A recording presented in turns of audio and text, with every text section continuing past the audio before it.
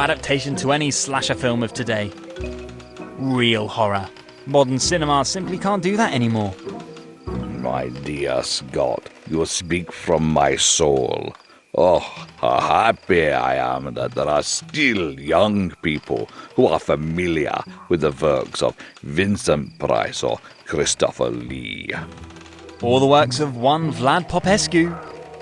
Which leads me to an important question, and I hope you won't hold it against me. Go ahead, my uninvited yet welcome guest. Ask your question. As my life will last a few more minutes, I am willing to answer it fully. Shouldn't you be dead by now? Or at least 150 years old? I bet I've seen you in a movie alongside Boris Karloff in a movie from the 20s of the 20th century. But that can't be possible. Why shouldn't that be possible? I don't look a day over 149, do I? You scare me. And that's completely without a movie screen. Don't worry, my young Mr. Whiskers. I think I can let you in on the big secret. It probably doesn't matter much anymore, anyway.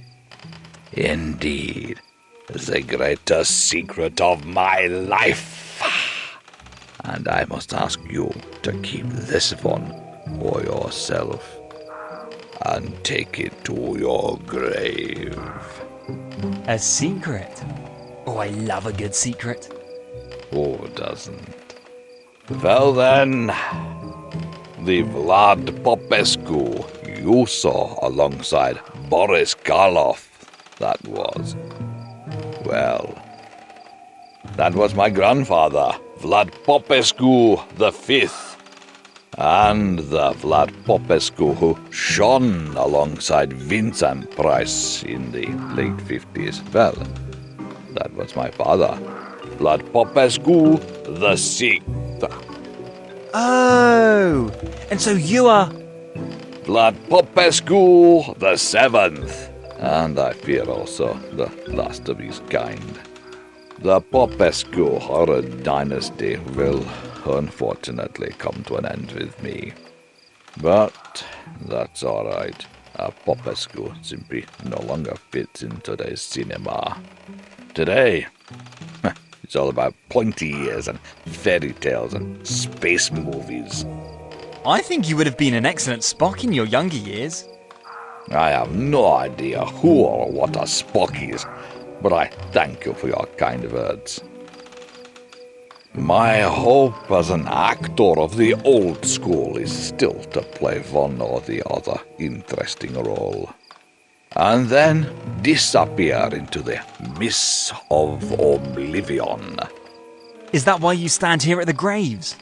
To remember times gone by and to commemorate friends who have passed away? Well, unfortunately, it's the case that if you live for 150 years like me... Wow, you're really into your role. You have to bury many old companions, and it is only decent of me to remember the old times here from time to time. Your melancholy is so slowly becoming contagious. Oh, I am sorry. That was not my intention. Is there anything I can do to cheer you up a little? Maybe a small cat from the animal shelter where I work would please you. See, when I'm sad, I always take an extra shift at the shelter to be with my cuddly Jimmy. His purring brightens my spirits every time. I'm afraid my cat hair allergy wouldn't allow that. No, I'm only happy, really happy, on the big screen. But unless you happen to be a movie producer who has a role for an aging movie star like me, I'm afraid you can't do anything for me. Well, I don't want to promise anything, but in fact, I have solved much more difficult tasks in this game. I will definitely keep my eyes open for a role for you. And I appreciate that very much. And I very much hope that you'll find your package cat No animal should be shipped in such a undignified way. Thanks. See you later. See you! And whenever you want to spend some time here at the Graves, you're always welcome to do so.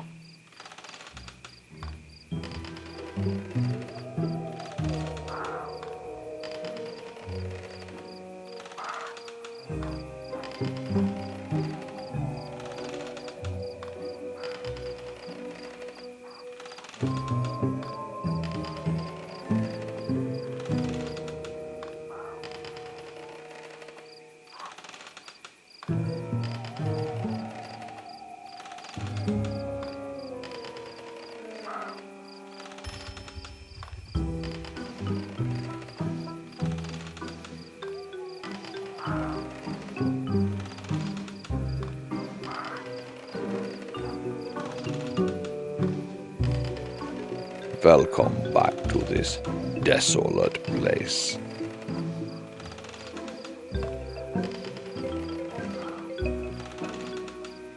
The horror cinema of today is also not what it used to be.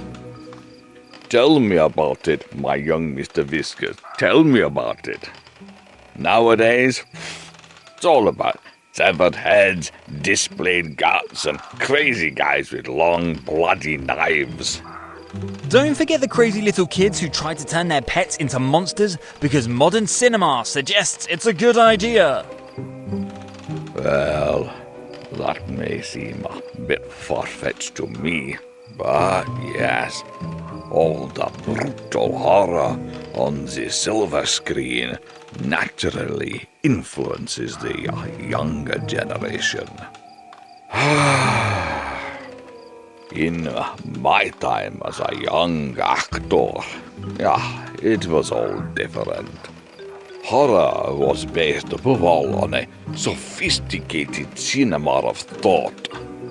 It was not necessary to show brutality openly. It was enough to just hint at it. A loud scream in the distance. A camera panned to the sky when Dracula sank his teeth into the victim. An effective shadow play on the churchyard wall when the werewolf attacked his victim. Nothing was more gruesome than the horror that took place in the mind of the moviegoer himself. Quite apart from the fact that only in this way was a teen rating possible for such movies, and that automatically attracted a larger audience from a purely economic point of view. Personally, I'm more of a fan of true ghost stories. I find a vampire or werewolf only moderately creepy. Although I have to admit that the Twilight Saga film series was... I'm glad to hear that. You may know that I have had the honor of starring in several Edgar Allan Poe movie adaptations. Sorry, when I think of Edgar Allan Poe movie adaptations, I have the especially legendary Vincent Price in mind. That's all right. Vincent Price was indeed a great actor, and without him in front of the camera and Roger Corman behind it, Mr. Poe's movies wouldn't have the status they do in today's pop culture. And I agree with you, nothing is scarier than a well-told ghost story. An art that only a very few movie makers have mastered these days. Like Guillermo del Toro with The Devil's Backbone, or J.A. Bayona with The Orphanage. The Orphanage? I don't think I've seen it yet. Is that movie scary? Apart from the fact that I generally find children quite scary. Oh, the flick will make your blood run cold. A really great told ghost story. Subtlety told, full of twists, highly tragic. Sounds interesting indeed. Thanks for the tip. My young friend, this conversation is starting to make me a little melancholy. Oh, why's that? Yeah, The Orphanage is a rather sad movie. But to be in a melancholic mood, you should have seen it first. No, that's not what I meant. Unfortunately, at my age, the chance of being allowed to star in a classic scary movie is about zero. No one wants to see a washed-up, old-school horror star in a modern movie anymore. After all, the only thing I have left to look forward to is some small supporting role in another sequel to these weird Star Quarrels. I am afraid my time as an actor is definitely over. Oh, I would find that a great pity. Well, I admit I haven't really seen many movies of yours, but your creepy presence is undeniable.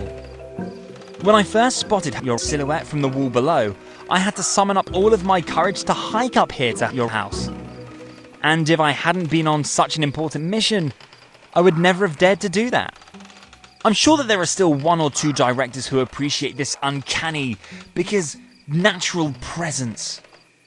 And I would recommend you directly for Susie Longbottom's Hamster Spider horror movie, if I thought I was doing you a favour with that recommendation.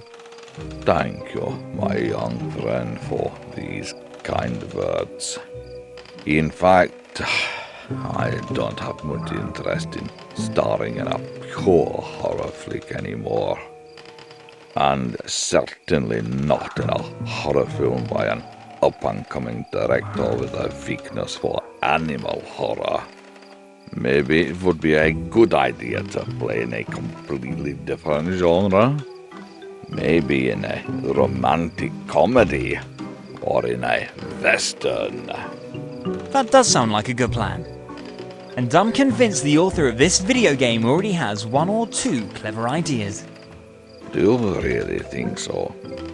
Unfortunately, I've never met him in person. But he's supposed to be a great guy. The best.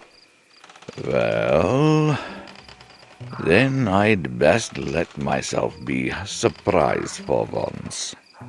With a bit of luck, my days as an actor are not yet numbered. I'm absolutely sure of that. Is there be anything else?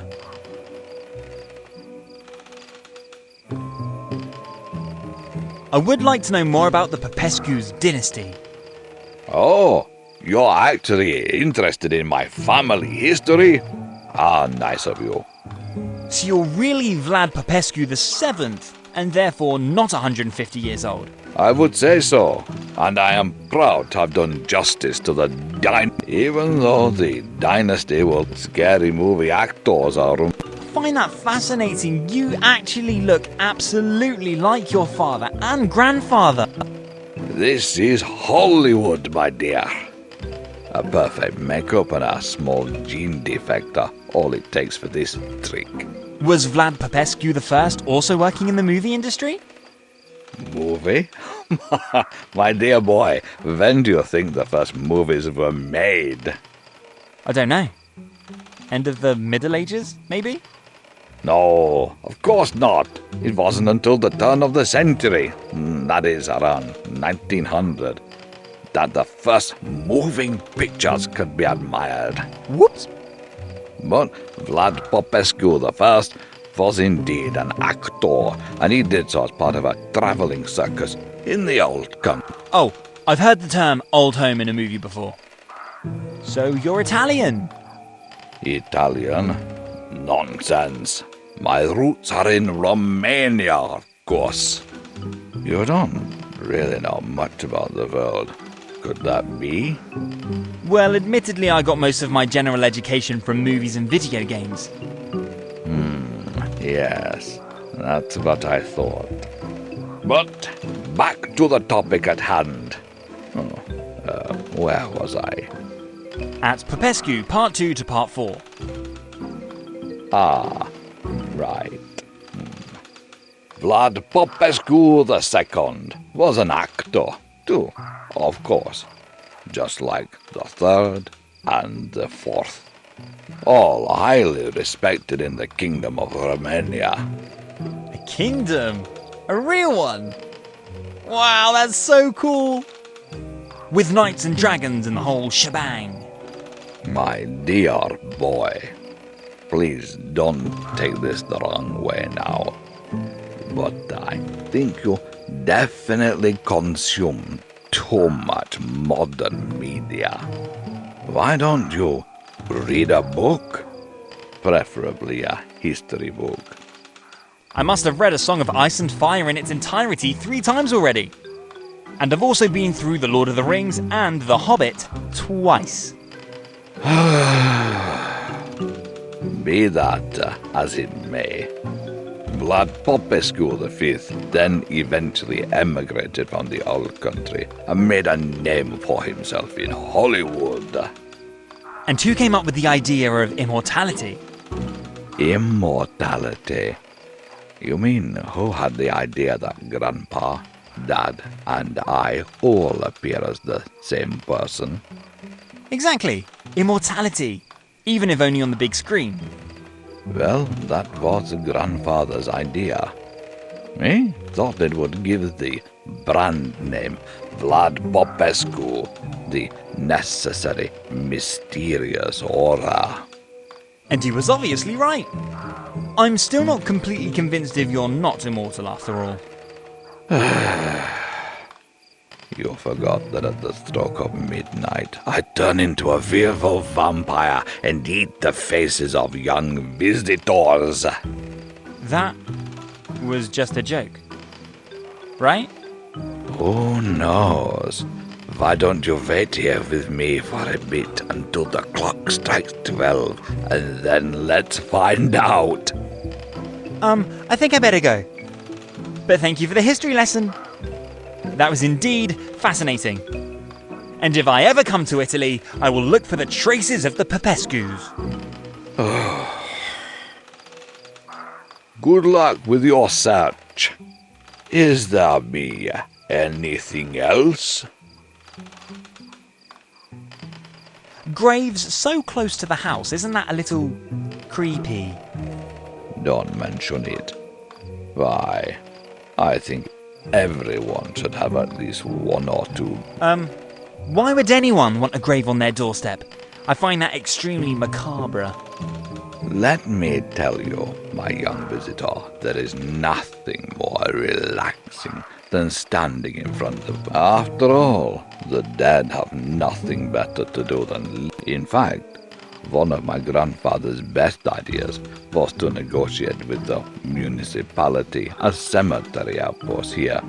Even though I think he did it primarily to add another layer of mystery to the brand name Vlad Popescu. Nothing sells better than an actor of scary movies who lives at a cemetery. I see. Yes, that does indeed make sense. Indeed, right. It did not take long until the first guest moved into there. I think Mr. Calavera was the first. Did you know any of your, guests personally? No, not really. Some of them moved in before my time. But that doesn't stop us. How did they die? Your guests? I know very little about that. Mr. Calavera, I understand, had a minor accident with a scythe while mowing his lawn. Mr. Vilko must have been hit by a meteorite during a night hike, which came down a few hundred meters behind my property. No idea what he wanted there. Probably he had set up his telescope again to observe the starry sky. Unfortunately, I don't know anything about Mr. Jones. And Mr. Laffer? Larry Laffer? The Larry Laffer? Larry Laffer? No, the name was as it stands. L. Laffer. You mean the first name consisted only of an L and a dot? That's what I call unusual. Yes, indeed. A strange first name, but the last name is not much better. I guess that's true. And how did Mr. Laffer pass away? As far as I know, Mr. Laffer was the luckiest man in the world. He must have died of that. He has drowned in the sea, been bitten by a rattlesnake, fallen down a mountain gorge, been attacked by wild animals. Oh my. A real lucky guy. And what then untimely became his undoing? Marriage, my young friend. Marriage. Marriage? Yes. Mr. Laffer was the biggest playboy and womanizer all his life. At some point, however, he made the momentous decision to sail into the harbor of marriage. That probably didn't end well then. No. In fact, that was the moment his luck ran out. One day after the wedding, he was dead. Oh my. A life full of debauchery leaves its mark. Let this be a lesson to you, Mr. Whiskers. Understood. I will never get married. That's not really what I was trying to say. But be that as it may, lately I come down here in the evenings and if you don't mind, I'd like to... Why, of course.